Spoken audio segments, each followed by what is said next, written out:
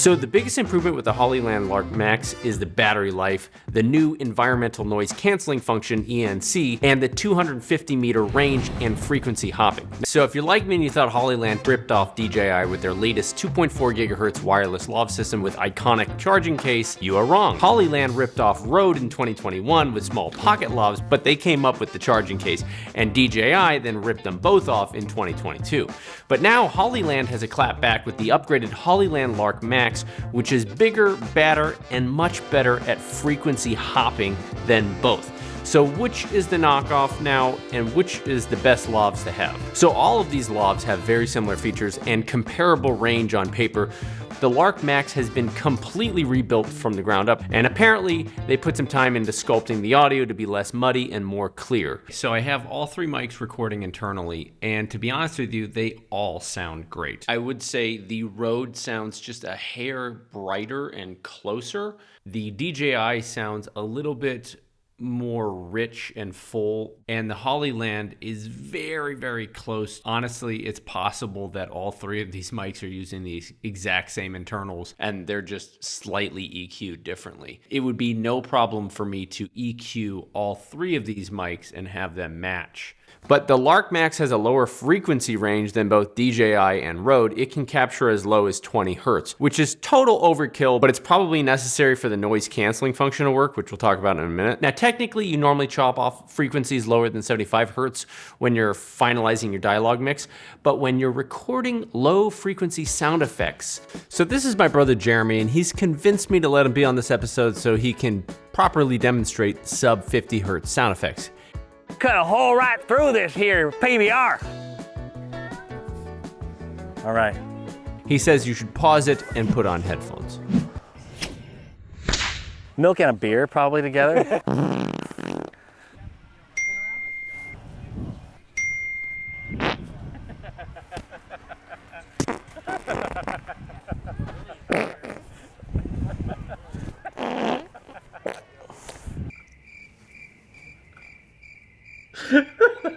Those aren't even low frequencies. Those are mids. To the 4 girls that watch my channel, I sincerely apologize. That's the last time my brother's ever gonna be on my channel. This basically means that if you compare all three mics in default settings, when you're outside vlogging and you have a ton of competing low frequency sounds like wind or traffic, the Rode will sound a bit punchier because there's less muddy frequencies to mix in there. On the flip side, if you're filming an interview inside, the Hollyland mic will have more natural resonance of the voice, whereas the Rode mics will sound a little bit more thin and like a lav. The battery life of the Lark MAX is the best of the three, with 7.5 hours on the transmitters, 9 hours on the receiver, and an additional 22 hours when used with the charging case. Compared to DJI mic with 5.5 hours on the transmitter, 5 hours on the receiver, and 15 hours on the case, and the Rode Wireless Go system with 7 hours on the transmitter and 7 hours on the receiver, and no charging case, this is a clear winner. In practicality, charging case is a must for this type of system. Every time you put the mics away, they go back and are being charged without you even thinking about it. The menu is fantastic. I think out of all three mic systems, I do like the Lark the best, mostly for its UX, UI. It's very easy to navigate the menu, access all the items I need. You know, I love the sound of the Rode Go 2, but I refuse to use them anymore, mostly because of how many times I've been on set just sweating because it's such a learning curve to like swap modes and you have to hit the right combination of buttons and then you double press to make changes. It's a mess. So the Lark MAX has both touchscreen element as well as a physical rotary knob adjuster, which makes adjusting fine-tuning items like gain very easy. There are 3 recording modes for the Lark MAX. There's stereo, where you have left and right. There's mono, where you have both left and right combined, and you have safety track. They are both left and right combined, but then one of the channels is minus 6 dB. So if you clip your audio, you can use that safety track instead. In a nutshell, use stereo when using both lavs and use safety when filming with one lav. There's also a quick access digital button that allows you to select the mic settings on each transmitter. So here we can monitor or activate the environmental noise cancellation, we can mute the mic, or trigger the internal backup recording from the receiver side. That is so nice. Let's say you're in a noisy situation and you're monitoring talent, you can turn on ENC and eliminate a lot of the noise from your camera. So ENC is basically the same noise canceling technology as my wireless earbuds. So what's cool is I can actually just turn it on right here by clicking this. Check this out. I would probably just not ever have this on, and I would use DaVinci Resolve. My biggest complaint about the Hollyland having this built in is that it actually burns it into the recording. So if you do internal backup recording, if you have it activated, it's burned on there. There's no adjustment too. So if it's a little too strong, you cannot dial it back. Now, after doing some digging, I found an app for an earlier Hollyland Lav kit. Now, this doesn't work with the Lark MAX yet, but I found in there some options for noise canceling function. So if this app carries over to the Lark MAX, then problem solved. So now I switched it off. How good is the audio on the Hollyland without it? We are probably, I don't know, a quarter mile away from the highway, so I can definitely hear some of it in the background. So just how strong is the default noise canceling? I compared it to Noise Isolate and DaVinci Resolve, and I would say it's about equivalent to 15 to 20% strength. It works the best when there's a subtle hum or noise in the background. Now, one thing that I found is because this room has a ton of reflections, the ENC on does a really good job of actually removing some of that reverb. So this is a pretty close signal that I would call finished. I might EQ it a little bit, but I wouldn't have to run any de-reverb or noise isolate like I normally do. So this is the interesting thing. ANC doesn't just eliminate low frequencies, but some high frequencies as well. If we listen to that noise floor again, there's a high pitch frequency that's probably from the LED lights that I use. Now, unless you have headphones, you're probably not gonna hear them, but we can see it on a parametric equalizer. There are 3 spikes in the noise floor that shouldn't be there. But check this out, once we enable ENC, those frequencies are gone. Which is funny because even though the noise canceling tech is marketed for use in noisy environments, there's a strong use case to use this for those who have a quick turnaround and don't want to post-process audio at all. So I also appreciate the 14 hours of internal record time for the Lark MAX as a clean 24-bit uncompressed WAV backup file. And if you plug it into your computer, it works like a drive. You can just copy the files over without needing an app. Now you can activate the record 3 ways. In settings, you can select auto on. So every time you pull the mic from the charger, it starts recording, or you can trigger record from the side of the mic, or you can trigger it from the transmitter. The last one is great because if you're filming talent and monitoring on headphones and then you hear it start cutting out with some interference, you can activate the internal record and then later in post replace the audio with the clean track. Now 14-hour record time is underappreciated. In fact, I use this as my own pocket recorder. I go into settings into the auto off and I turn it from 15 minutes to never. And now it will keep recording until the battery dies or I run out of 8 gigabytes of internal memory. I recently went on a trip with my dad to Alaska, and because he's getting older and is starting to lose his mind, I really wanted to record some of our meaningful conversations. Dad was just telling me about his first homosexual experience back in 1967. I've never had a homosexual experience. Dad, have you been in a helicopter before? Now, I'm working on that video and I plan to use some of those standalone recordings to help tell the story. You know, there's something about a mic that's always rolling. It seems to be an efficient way of capturing these genuine off-the-cuff moments.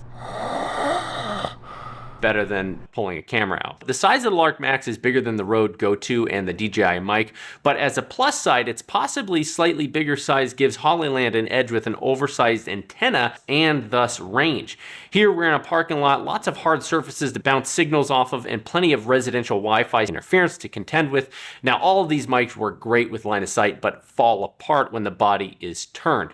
So for this test, I'll measure each kit individually with the first interference while physically blocked, and keep going with line of sight until the signal is broken. Road is supposed to do about 200 meters. It definitely got to 200 meters, but it broke at this first marking here. All right, go for it, Dad. Still going strong. About halfway there, we're almost to where the Rode wireless goes first started cutting out. I have a feeling the internal components are probably the same. Starting to break up. About the same distance as the Rode. So I would say that's within the margin of error. All right, so now we're going how far the DJI mics can go before they completely cut out. So we're past the Rode wireless go, starting to break up now. Pretty much at the 250 mark. It's really not usable past that, I don't think. Hinty minty, tipplety fig, dima dima dominic, how cheap. You may not be willing to try it, but I'm asking you to try it, okay? So we're now at the point where the other two lobes cut out, and let's see if the same interference. Able to achieve what you want. Nope, still good. Whatever the interference over there that stopped the other two, the Hollyland is still strong. All right, we just had the first little bump.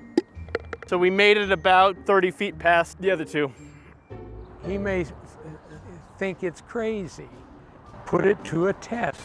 All right, so now it's starting to drop. I would say it's not usable past this.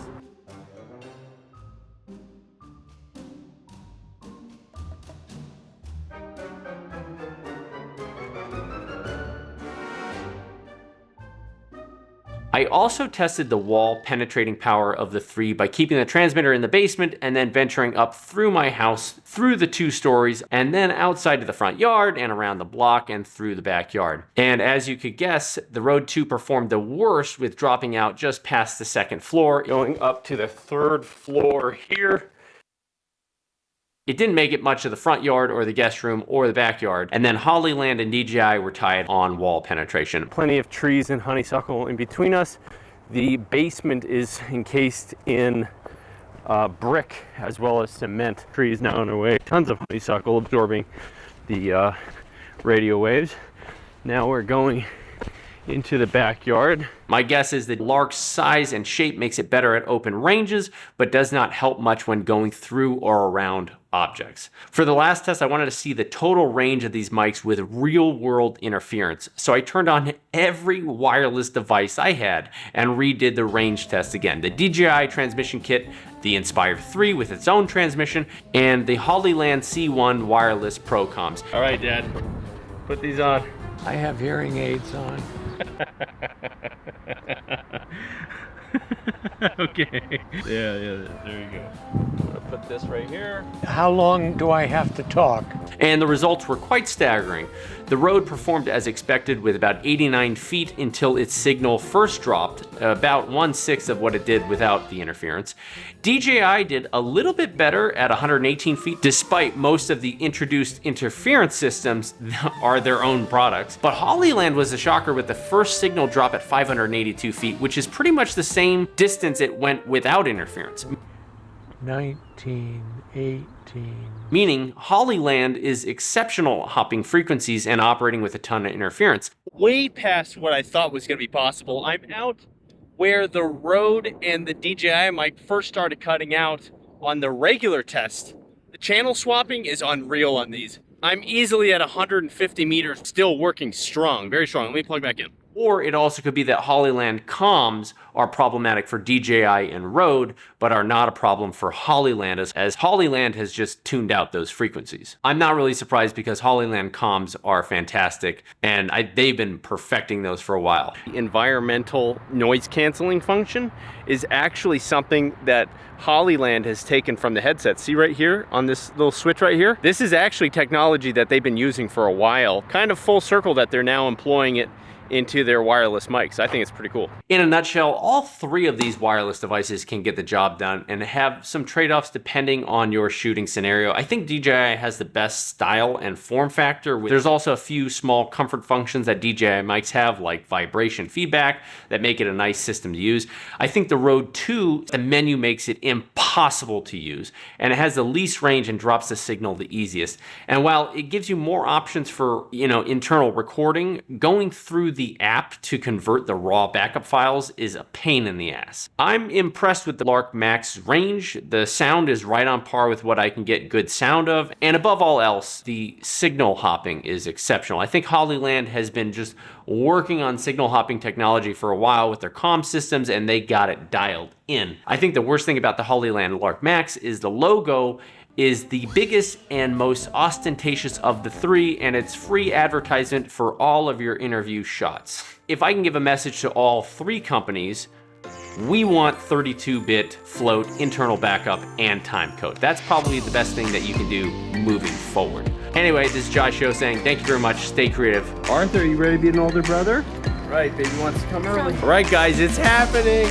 So they said no cameras, they won't let me film it, but I figured I'd get the next best thing. And put it down. There you go. There you go. There you go. Oh my god! Oh my god! What do you have? Can you tell? A girl. It's a girl.